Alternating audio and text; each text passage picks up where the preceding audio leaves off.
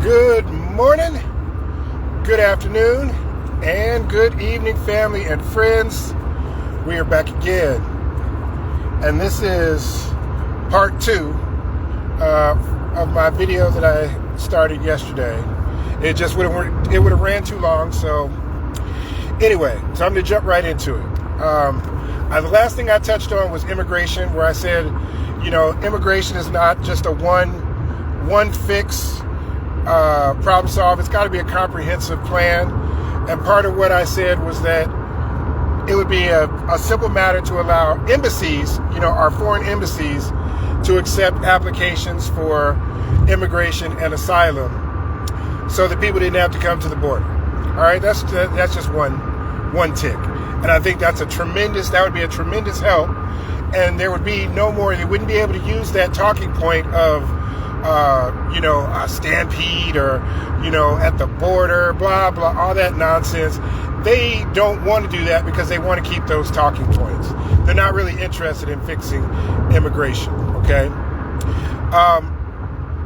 There is a military draft registration law. I'm not sure if it's already gone into effect or if it's gone into effect in some states but not others. But basically, for those of you that remember, it's basically like selective service, where 18-year-old males, you had to register for selective service, which meant that you could possibly be drafted. But the military had so many applicants, so many applications, there was no need for a draft because you had plenty of people that were applying.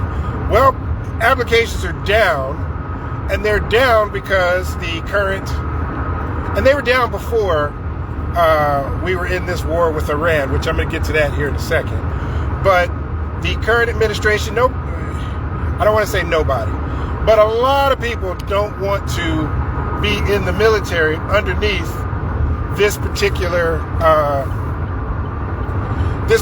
administration because they think it's dangerous. And maybe he doesn't know everything that he's doing. So, as opposed to this military draft registration law, why don't they have a voter registration, like an automatic voter registration, where, if you're getting your driver's license, you can check mark a box to register to vote. When you're all these things, it would make it so easy. It's because they don't want people voting. They want to make it more difficult. And if they get their SAVE Act passed, where it makes it more difficult for women to vote, and that's why they're doing these things. They don't want you to vote because they know that you're not going to vote how they want you to, okay? We're holding them accountable. Now, thinking about Iran, and I'm sorry I'm shotgunning some of these off, but as you can tell, I'm driving and I'm on the highway. I'm not on city streets like I normally am. So, Iran. Why are we at war with Iran? Is it really a distraction from the Epstein files? I mean, I'm sure that's part of it. There's more to it. But what I know, 2 things for certain, 1 thing for sure, is that we're not worried about Iran getting nuclear weapons. Now, I mean, that's the boogeyman. You can say that all you want. But in all honesty, okay, I'm gonna tell you a story. Let me start off with this. When back in the 80s, early 80s, I couldn't have been more than, 8 years old, something like that. For Christmas one year, I got a chemistry set. And I got it from Toys R Us. And kids nowadays won't be able to understand this. This chemistry set was complete. It had instructions, it had test tubes, it had beakers, and it gave the instructions on how to mix. I mean, I made acid. I literally was able to make acid in my bedroom as an 8-year-old kid. And this acid was strong enough that it could melt my action figures, my little G.I. Joes, those hard plastic action figures, melt the foot right off of one of them. If that had got on my skin, it would have it would have ate right through me. If that had got on the floor, it would have chewed up the carpet. It would have chewed up everything.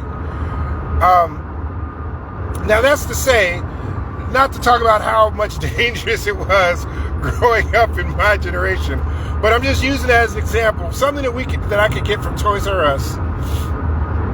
Dangerous substances.